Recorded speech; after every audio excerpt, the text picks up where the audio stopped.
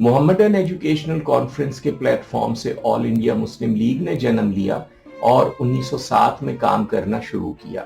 वहां से हमारी तारीख का दूसरा मरहला शुरू हुआ जो 20 बरस बाद 1926 के इंतखाब पर मुकम्मल हुआ, जैसा कि कायदे आज़म की उस सवाने में देखा जा सकता है जो इसी चैनल से पेश की गई है। सीरीज जिन्ना का पाकिस्तान में भी मुख्तसर तौर पर इसका तज़करा किया गया है। अब हम देखेंगे कि शेख फरीदुद्दीन अत्तार ने इस मरहले के हवाले से जिस मखसूस चैलेंज का जिक्र किया था, कौम ने उसका मुकाबला किस तरह किया।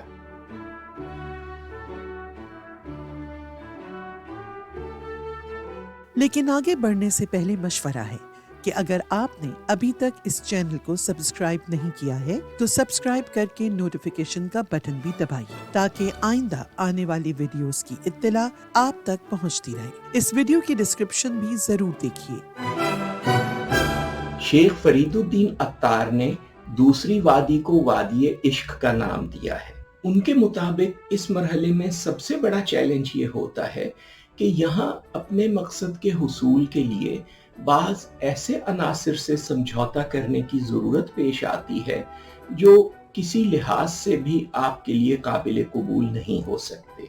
अत्तार कहते हैं कि इस मौके पर अपने बुनियादी मकसद के सिवा हर दूसरी बात को नजरअंदाज कर देना चाहिए। कौमी तारीख के इस मरहले में मुसलमानों का बुनियादी मकसद ये था कि वो अपने नुमाइंदे खुद मुंतखब करने का हक हासिल करके अपने कौमी वजूद को बरकरार रख सकें।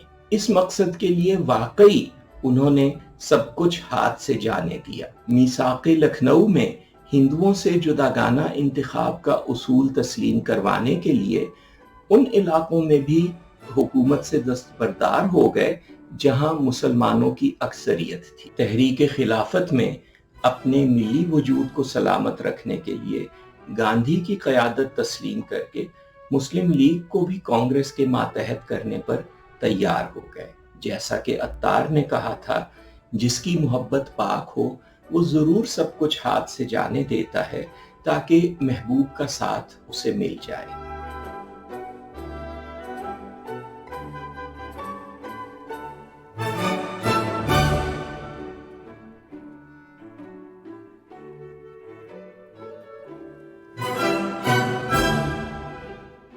मौलाना मोहम्मद अली इस मरहले के मकबूल तरीन अदीब साबित हुए जिनका तखल्लुस जौहर था। उन्होंने अलीगढ़ से तालीम हासिल की। सर सैयद अहमद खां के साथ साथ मौलाना शिबली नोमानी से भी खुसूसी फैज़ हासिल किया। अल्लामा इकबाल के करीब तरीन दोस्तों में से थे और कहते थे कि उन्होंने कुरान शरीफ अल्लामा इकबाल से सीखा है। एक दारुल उलूम से मौलाना की सनद भी हासिल की। ऑक्सफोर्ड से तारीख के मजमून में ग्रेजुएशन किया था। ऑल इंडिया मुस्लिम लीग के बानियों में से थे। बाद में कांग्रेस की सदारत भी की।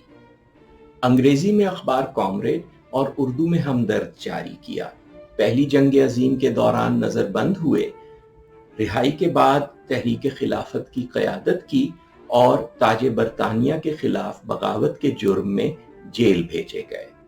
उनकी अक्सर सरगर्मियों में उनके बड़े भाई मौलाना शौकत अली उनके शरीक रहे।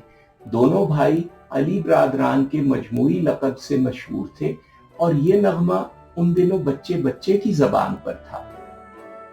बोली अम्मा मोहम्मद अली की, जान बेटा खिलाफत पे दे दो, साथ तेरे हैं शौकत अली भी, जान बेटा खिलाफत पे दे दो।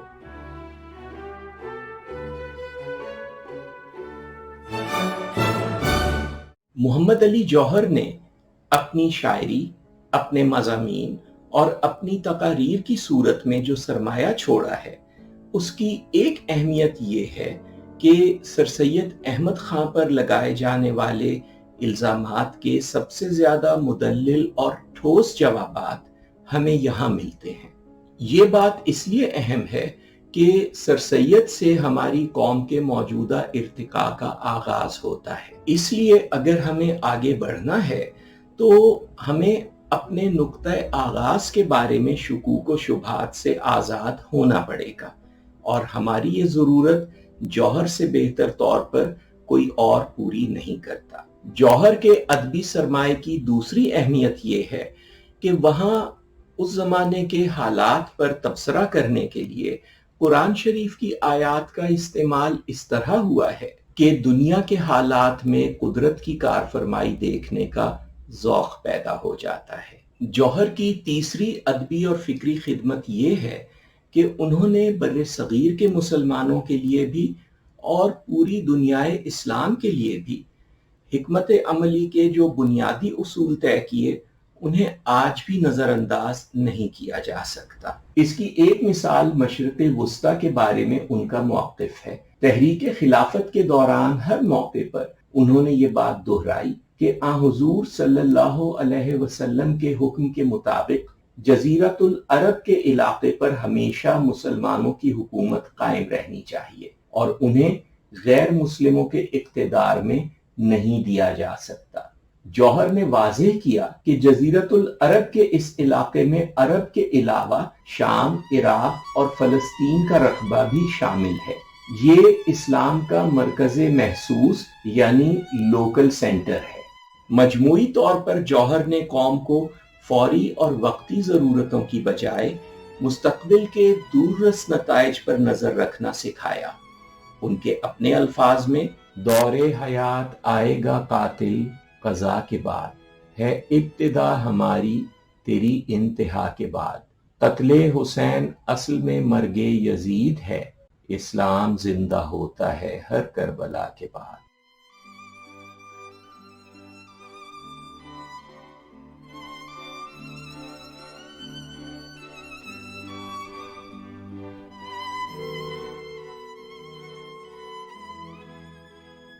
अत्तार ने दूसरी वादी के मुसाफिर के बारे में जो कुछ कहा था, वो मौलाना मोहम्मद अली जौहर की शख्सियत पर पूरी तरह सादिक आता है। आशिक वो है जो शोले की तरह जिए, चेहरा गर्म और तपा हुआ आप सरकशो बेबाक, एक लम्हे को भी अंजाम की फिक्र ना करे और हंसी खुशी 100 जहां आग में फूंक दे।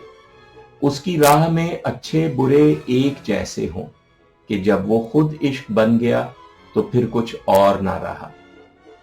इश्क के लिए ऐसा शख्स चाहिए जो पूरा हो, इश्क के लिए आजाद तबीयत वाला चाहिए।